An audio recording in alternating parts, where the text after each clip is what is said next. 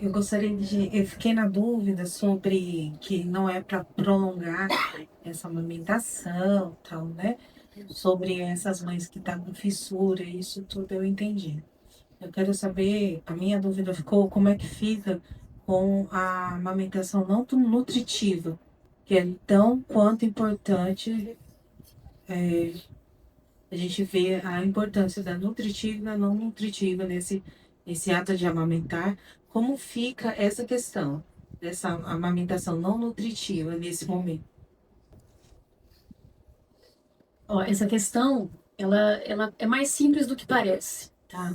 Se essa mãe estiver bem, tranquila, já está amamentando bem, sem problemas, sem dor, sem insegurança, ok, ela deixar o bebê e fazer a sucção não nutritiva, a gente sabe que é importante.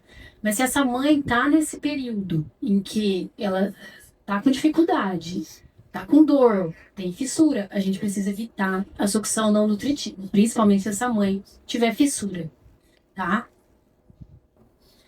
Doutora Naléia, a questão da ordenha pré-natal, a liberação da ocitocina e do estímulo aí na moderação, hora de parto prematuro, foi errado, discutido sobre isso? Sim. Essa pergunta é muito boa, porque é uma dúvida comum, tá? E essa dúvida surgiu também com relação à ordenha antinatal por causa disso. E as mães, mas não vai favorecer o trabalho de parto prematuro, porque se você ordenha, você estimula, você pode fazer contração, tá? Primeiro a gente tem que pensar o seguinte, se não é contraindicado uma mulher gestante amamentar, e não é contraindicado, é até indicado a amamentação em tandem, é aquela em que ela amamenta 2 filhos de idade diferente, né? Tem um recém-nascido, tem um bebezinho maior que ela ainda não desmamou, e ela pode continuar amamentando os dois, então isso é indicado, é recomendado, se for da vontade dessa mulher, lógico, com todas as orientações necessárias para que a gente priorize a amamentação do recém-nascido, para que ele consiga mamar o colostro, né? E depois que esse recém-nascido mama, passa-se para a criança maior, mas a ordenha de colostro antenatal, ela se mostrou e se mostra muito segura justamente por essa razão. E se a gente for considerar o estímulo que você faz de ordenha antenatal é muito menor do que o estímulo que uma criança faz mamando na mãe enquanto ela está grávida. Qual seria a única contraindicação, tá? Uma mulher com risco muito alto de trabalho de parto prematuro ou, por exemplo, uma gestação gemelar com risco obstétrico alto. Essas seriam as contraindicações. Tirando isso, é um procedimento seguro e esse trabalho mostrou que as mulheres que faziam a ordenha antenatal, elas tinham um sentimento de autoeficácia muito maior. Elas desenvolviam autoeficácia quando os bebês nasciam, elas tendiam a amamentar exclusivamente até o 6º mês. Elas se engajavam mais com a amamentação, com a ordenha, que é, querendo ou não, aprender a ordenhar é difícil, gasta energia. Eu sou Mariana, enfermeira da UBS Cafezal. Eu tenho 3 perguntas, vou tentar ser breve, são coisas de ordem prática. Primeiro, se a gente pegar um caso lá de trauma mamilar, assim, importante, mastite, for final, tipo sexta-feira, não tem para onde, assim, para onde a gente encaminha um caso que a gente não consegue acompanhar no segmento na UBS, porque vai ter final de semana e essas questões assim. Outra coisa, eu queria saber sobre leite anterior e posterior, se ainda está vigente essa orientação, porque há um tempo atrás eu ouvi que tinha caído por terra. E em terceiro lugar, sobre tempo de resposta e período oportuno para incentivar a lactação nesses casos mais complicados, bebê, assim, sei lá, até 15 dias, que tá com chupeta, tá com fórmula, até quando que a gente tem que investir, incentivar, pensando que a mãe quer e é um desejo dela, que também eu tive uma informação um tempo atrás no curso de atualização de que tem um tempo de resposta que o corpo da mulher vai produzir. Então, assim, é bom a gente, acho que era alguma coisa assim, nos primeiros 15 dias é bom a gente incentivar essa lactação, porque depois de 15 dias, dependendo do caso, a gente não consegue mais reverter essa baixa produção de leite, não fisiológica, mas por conta de baixo sucção do neném. Não sei se eu me fiz claro, mas são essas questões que eu tenho. Sou médica residente em medicina de família, tô na UBS João Paz. Acho que vai, às vezes, até um pouquinho de encontro com a sua. Uma coisa que vem me angustiando bastante é que o nosso tempo, assim, entre consultas, né, na puericultura, a gente faz ali nos primeiros 10, depois faz o primeiro mês, depois segundo e uma consulta mensal. Eu tenho percebido que dentre essas consultas tem ocorrido muito desmame. E quando a gente tenta pegar e tenta fazer uma relactação, é muito difícil. E geralmente são famílias que depois que ocorre o desmame não tem condição de comprar fórmula, acaba indo por leite de vaca e depois acaba introduzindo muito precocemente. Então é uma cadeia de eventos. Eu queria saber quais estratégias que a gente poderia utilizar para pegar esses casos entre as consultas. Porque muitas vezes são coisas que acontecem ali no dia a dia, né? Eu tenho 2 filhos também e eu sei que é na madrugada que a gente vai dar chupeta, a gente está com dificuldade, então tem que ser uma coisa que vai acontecer hoje, que eu tenho atendimento hoje. E às vezes não tem como, ou talvez teria, e eu não sei muito bem como fazer, como que a gente pode mudar enquanto serviço para oferecer esse acolhimento na hora que aquela mulher vai precisar. Primeira coisa, a gente tem que ter uma equipe interagindo. Então, eu posso dizer que quando eu atendia nas unidades, e eu sei que é muito difícil o pediatra que atende na assistência, você tem lá uma agenda com 16 crianças para 4 horas e mais os encaixes de emergência. Como é que esse pediatra vai dar conta de fazer um manejo? Muito difícil, né? Mas a gente tem profissionais dentro da UBS capacitados. Então, o que eu fazia? Eu chamava o colega, chamava a enfermeira-chefe. Se a enfermeira não estava lá, eu tentava o dentista. Ou eu pedia para que alguém fizesse o contato com o banco de leite para encaminhar essa mãe. Eu tentava várias alternativas. Eu não simplesmente... Quando começou a cair minha ficha a respeito desse excesso de prescrição de fórmulas, de quanto essas mães estavam sofrendo, porque, como eu disse, eu já fui uma grande prescritora de fórmula por medo, tá? Eu passei a atuar mais, de forma mais contundente, buscar assistência dentro da sua unidade.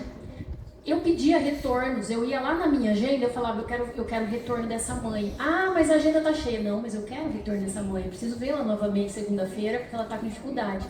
Então, as minhas mães com recém-nascido e problemas de amamentação, eu cuidava da agenda. Ninguém pode falar pra mim quem eu vou atender e quem eu não vou, quem eu acho que é uma emergência e quem eu não acho. Quem decide sou eu, né?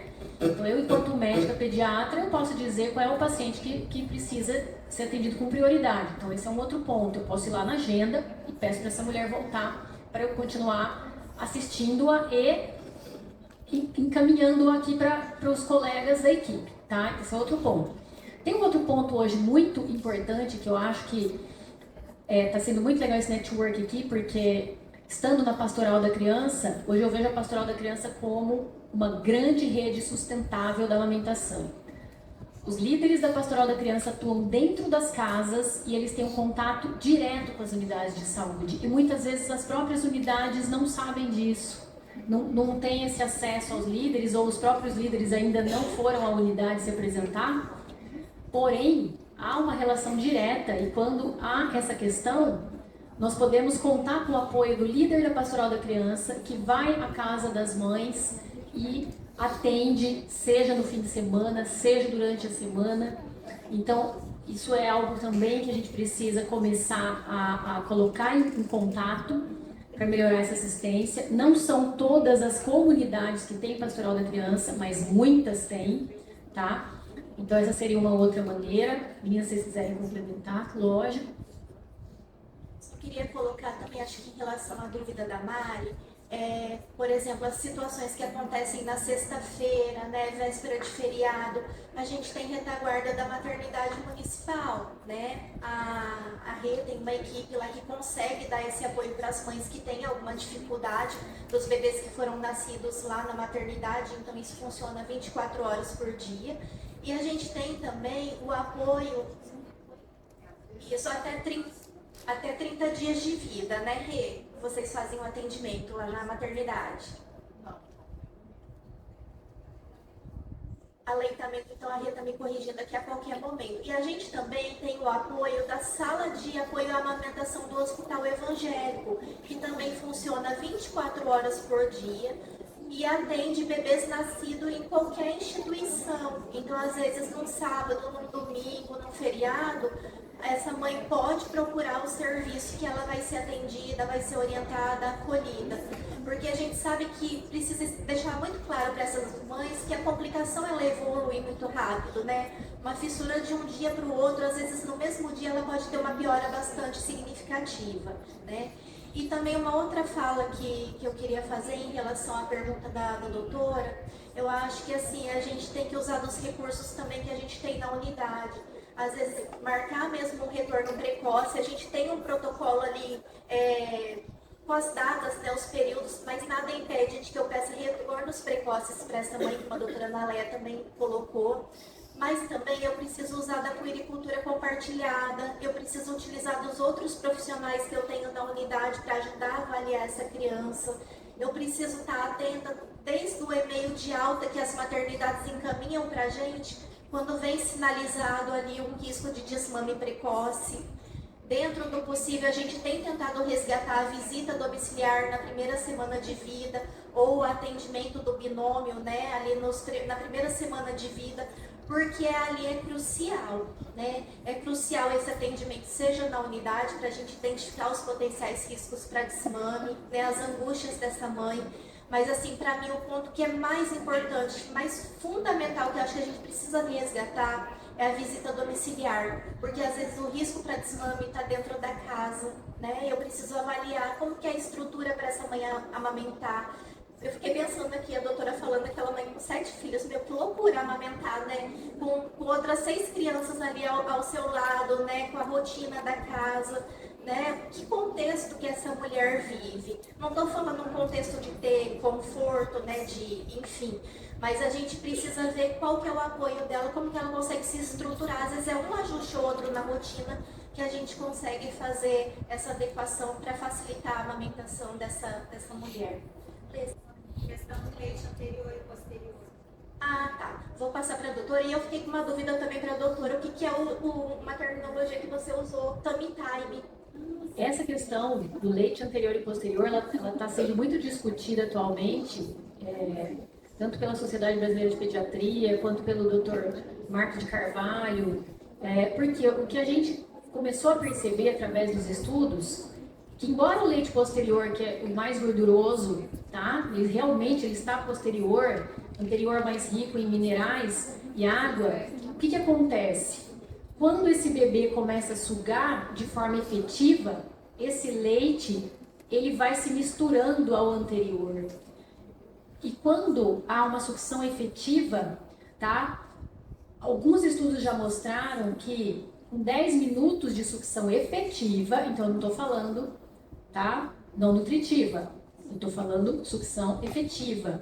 E com 10 minutos de sucção efetiva, o bebê já é capaz de tirar 85% do leite da primeira mama. Quando troca de mama, ele tira 75% do leite da segunda mama. Então, esses estudos começaram a mostrar que bebês que mamavam as duas mamas na mesma mamada, não necessariamente mamadas prolongadas, eles tinham um ganho de peso melhor. Por essa questão de começar a se observar que o leite posterior não fica estático lá. Não fica lá estático. Conforme esse bebê suga, ele vem. E tem uma outra coisa que favorece a ejeção do leite posterior para frente, que é a emoção da mãe. Quando a mãe está bem emocionalmente, acontece a ejeção do leite posterior por influência da ocitocina. A gente chama de hormônio do amor. Então, a mãe bem emocionalmente, ela ejeta leite posterior muitas vezes sem estar amamentando. Então, ó que coisa legal, né? Olha, a sua pergunta com relação ao resgate da amamentação, tá? Então, vamos fazer uma analogia aqui. Se uma mãe adotiva, que não gerou seu filho, ela consegue amamentar no peito, por que uma mãe que gerou seu filho está com dificuldade, por mais que não esteja conseguindo ali nos primeiros dias, primeiro mês, não é capaz de relactar e conseguir amamentar seu filho? Então, Isso não faz sentido, né? Então, o que precisa ficar claro é que onde há uma mentalidade forte, resiliente, uma mãe decidida e apoiada emocionalmente bem, vai acontecer a amamentação. Isso é inquestionável, tá bom? E com relação ao tummy time, né? O que é o tummy time? Vocês sabem o tummy time? Ele tá falando tanto disso, né? O tummy time é o tempo de bruços. Então, é o tempo que a gente deixa o bebezinho de bruços. Essa posição, ela é muito importante para o bebê desde o nascimento. A gente colocar esse bebê nessa posição, estimular essa posição, tá? Porque isso desenvolve a musculatura do pescoço, das costas, é um preparo para que esse bebê também aprenda a andar, a sentar. Porém, quando a gente fala de amamentação, a gente percebe que bebês que não sustentam o tummy time, tá? A gente precisa ficar atento porque eles podem ter torcicolo e a gente não percebeu. Alguns torcicolos são discretos, a gente não percebe no primeiro momento e esse pode ser o fator que está atrapalhando a amamentação, tá? Então, colocar o bebê no tummy time é algo que é recomendado sempre desde o nascimento, mas também é uma ferramenta para a gente observar mamada e observar dificuldades na mamada. Por isso que a puericultura compartilhada também é tão importante, né? Porque envolve todos os profissionais, o fisioterapeuta, o educador físico, a nutricionista, a psicóloga. Então, eu acho que o apoio da equipe, né? Não querendo puxar a sardinha para mim, mas já puxando, é de extrema importância, porque nesses períodos entre uma consulta médica ou da enfermeira, ter essas puericulturas compartilhadas com diversos profissionais é um apoio muito grande para a equipe, né? E muitas vezes a gente consegue identificar esse torcicolo, essa alergia alimentar ou alguma outra intercorrência que esteja acontecendo, né? Oi, bom dia, meu nome é Gisele, sou pediatra também. E eu só queria comentar a importância da fono também. Eu acho que a gente tem uma carência muito grande na nossa área, que a fono ajuda muito nessa parte da amamentação. E eu também queria deixar uma sementinha sobre a lei que tem que melhorar, né? Eu acho que a licença maternidade, ela deveria ser um direito do bebê. Então a criança tem o direito de pelo menos amamentar 6 meses, né? E a mãe tem o direito, né, de amamentar, esse bebê tem direito a ter. Então essa lei também, que dá essa doabilidade de 4 meses, a mãe que ficou doente, que ela internou, ela às vezes não tem nem um mês. E acaba indo para a fórmula.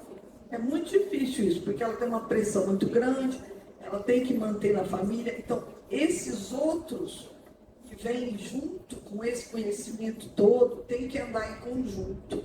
E eu acho que cabe a nós também, profissional de saúde, exigir isso à nossa legislação.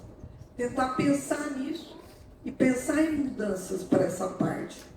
Porque eu acho que efetivamente nós teremos uma melhor efetividade na parte da amamentação.